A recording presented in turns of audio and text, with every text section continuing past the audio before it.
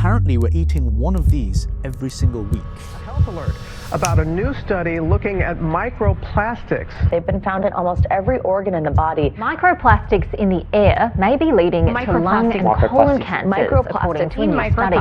Levels of microplastics in our brains.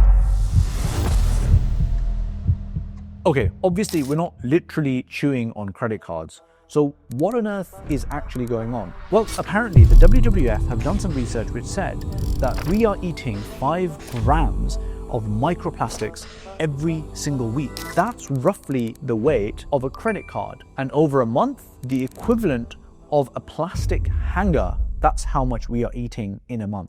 Plastic is a design problem. Plastic is a production problem. It's an industry problem. This is the voice of Sean Sutherland, co-founder of A Plastic Planet and one of the most outspoken campaigners against plastic pollution today. How are these plastics, these nanoplastics, actually affecting our health? So plastic is everywhere. Plastic is in my cup of herbal tea here. It's in the beer I'm going to have later. It'll be in the foods that I have for supper tonight.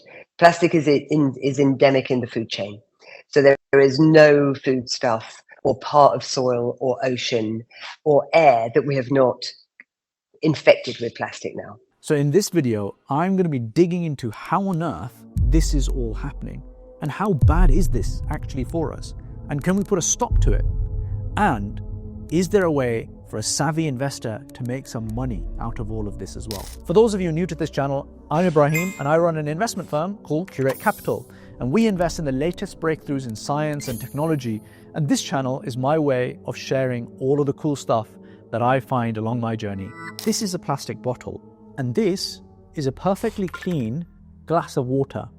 But apparently, in Europe, this glass of water has 2 pieces of plastic in it, at least. And in America, that's actually up to 5 pieces of plastic in just this glass of water. Plastic isn't just in the food we eat, it's in the water we drink, the air we breathe. And over our entire lifetime, we will inhale microplastics equivalent to the size of Mount Snowdon. So if I were to drink this, I don't think I'd be able to taste any plastics because it's just water. But I surely should be able to taste it in food, no? With all this plastic that we're inhaling and eating, you'd think that we'd at least be able to taste it, but apparently not. So we decided to put that to the test by putting this into this and pressing this. It's gone, completely gone. So look at this. That, I can just about imagine eating maybe some of that accidentally. So this is how much we eat of microplastics in a single week. But a single meal is only 1/21st of that. So let's see how much that is. That's about a quarter, and that would be about a fifth. So that little amount there is how much we'd be eating per meal. And now we're going to put this into this. I couldn't taste any of that. So where is this all coming from? One of the biggest contributors to microplastic pollution isn't what you think. It's not plastic bottles or packaging. It's something much more invisible, much more ingrained in our daily lives. The biggest culprit by far is textiles. That basically means washing our clothes. Every time we wash our clothes, especially the synthetic fiber clothes, tiny plastic particles shed off and flow straight down our drainage system. And the worst offenders? Industrial laundries. So the most viable place that we should be starting to stop these microplastics coming into our environment is industrial laundry. That's why I visited a top secret, one of its kind facility run by an ex-NASA scientist, where his team are looking to address this crisis head on. And we're here at the big blue facility that they have that's one of a kind. And we're meeting Kyle, who's an ex-NASA scientist. Let's meet him. So Kyle, you're an ex-NASA scientist, Oxford PhD. Why do you do this? Why do you do laundry? I think because nobody else is the honest answer. This is an industry that's often been overlooked by people, and it's a huge problem that needs fixing today. My new wife and I are starting to look at having a family in the future, and it scares me that we might bring kids into the world, that the water they drink, the food they eat, the air that they breathe is polluted with microplastic pollution that is going to cause untold damage to them and the planet around them. So I want to do everything I can to stop that from happening in every way that we possibly can.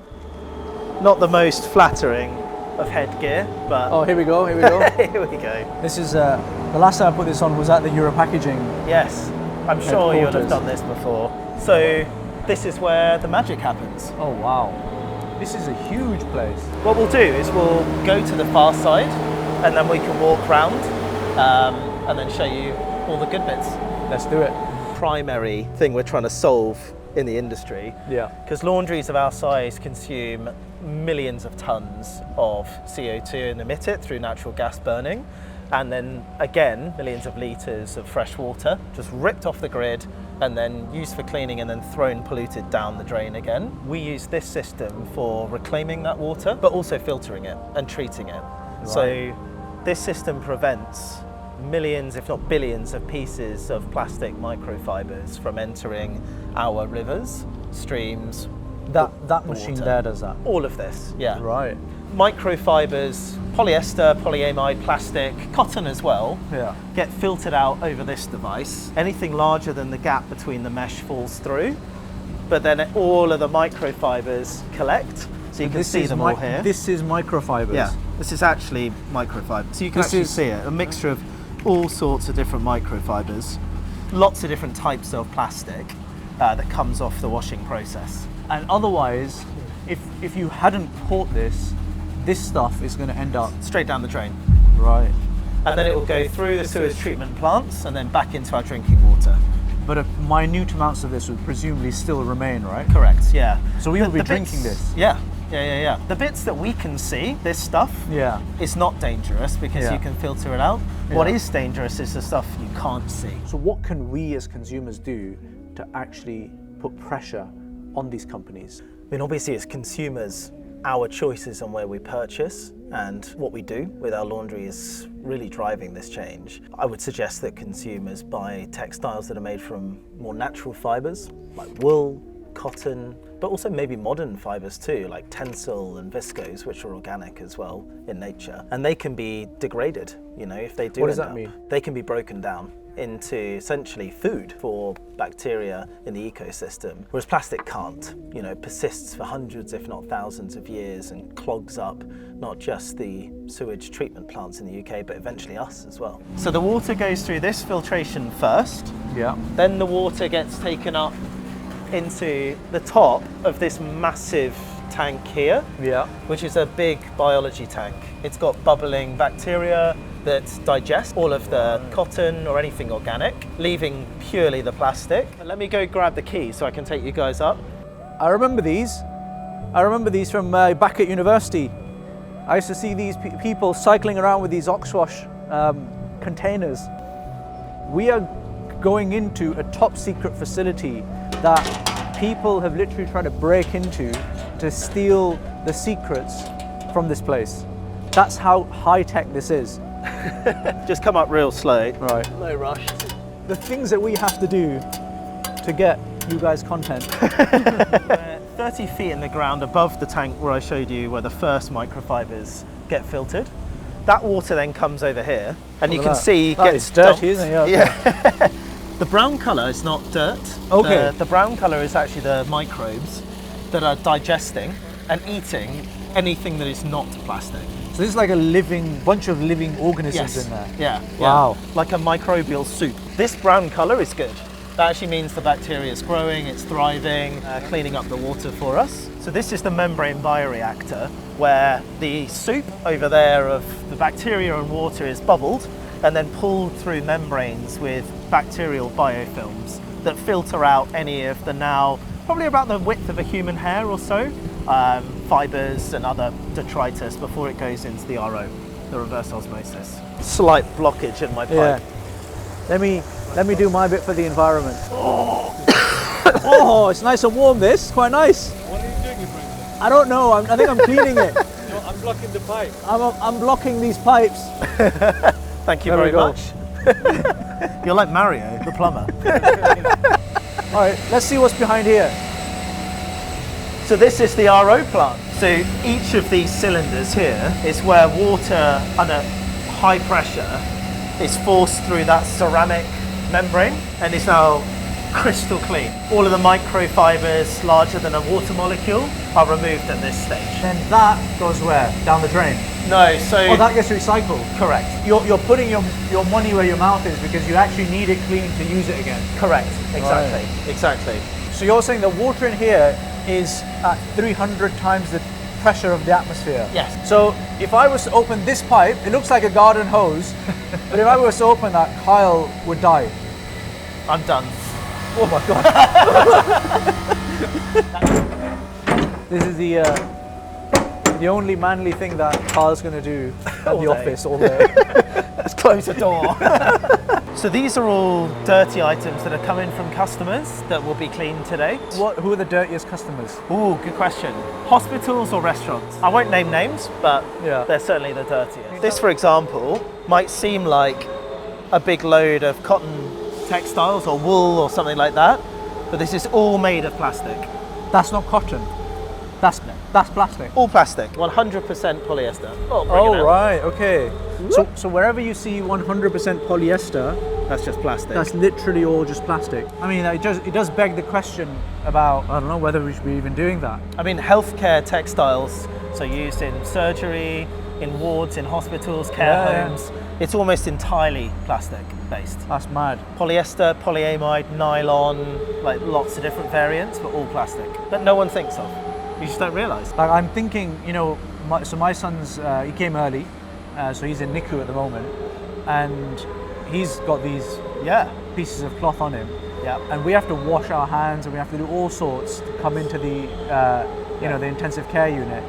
But he's got that on top of him. Yeah, covered in plastic wrapped already. Mad. Eventually, when he gets a bit bigger, he might be put into something like this, which is like a classic children's gown from a hospital. Yeah. You look at it and you're like, okay, yeah, maybe that's cotton, maybe, but that's all plastic again. That's just complete polyester the whole way through. Crazy. So we're just basically cling film wrapping our kids in hospitals in plastic. And obviously when we wash that, it just releases a load of those microplastics. Yeah. Pretty design, not so pretty impact. So this conveyor is loading our washing machine, and it's the second largest of its kind in the world. This is the second largest washing machine in the world. Yeah, so it'll do 60 kilograms every 2 minutes or so. So the items get loaded up, dropped into this chute here, and this chute feeds the front end of the washing machine.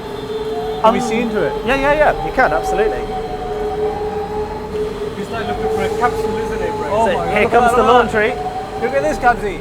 So obviously this washing process is what causes the shedding, like you said, of microplastics from those plastic items. Yeah. And you can see that just here. So this machine is like the one we saw outside, but it's filtering even smaller microfibers where Look at that. we're just gathering all of this polyester. You can see there. So this is the final step of the filtration at this point of the machine, where we back flush the water over this net bag that then moves when we want it to, and this collects all of this microfiber nonsense. Look at that, you can look at see. That's all plastic. That's all plastic. And there's loads of it. Are we eating this? It's going down the drain and we're There's eating absolutely loads of it. this. So Cal, why is there's hundreds of these facilities all over the UK, right? Yeah. You guys just have one. Correct. Or two? Yeah, just this place for now. And you're the only ones who are taking that rubbish out Correct. of the water. Yeah. Other laundries just don't have any pressure to do it. You know, they can throw it down the drain, pay a fine to do that. They pay a fine. They do pay a fine to do that. They don't care about doing the right thing, which is obviously to filter this stuff out. We know it's the right thing to do, so we do it from scratch. So my first reactions as an investor is, I am super impressed. You've got this huge problem. You've got an old industry that isn't actually ready for change right now. Hundreds of facilities all over the country and only one of them is doing this.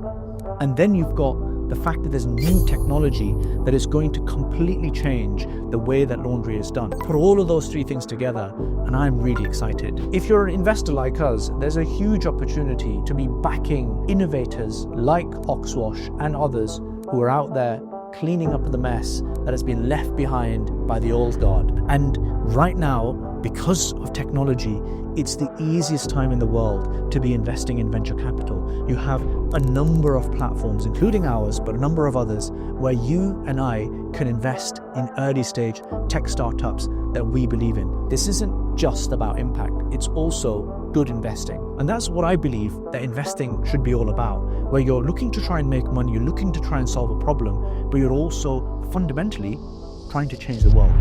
You're eating a credit card's worth of plastic every week, not metaphorically, literally. But here's the good news. There is something that we can actually do. The first and simple thing that we can do is swapping synthetic fiber clothing for cotton and wool clothing. Unlike synthetic fibers, what actually happens with cotton and wool is nature can break it down, unlike synthetic fibers, which seem to stick around forever. The second thing that you can do, particularly if you work in places like the NHS or a hotel or other large producers of dirty linens, is that you can use companies like Oxwash, where they don't just clean our clothes, they actually clean up the industry in the process too. And as we've seen, their tech actually filters out all of that gunk, that microplastic, from the wash so that it isn't hitting our water system. And finally, demand better. Like, email your MP, go and talk to them. Why is it that we don't have regulation that makes microplastic filtering the absolute minimum norm for our country today? That can't go on. Our politicians need to hear from us. These plastics don't just end up in rivers and oceans at the bottom of seabeds. They end up in us. They end up in our children. They end up in our evening dinners. So don't just share this video, which of course you should do something about it. Let's stop eating plastic, one wash at a time.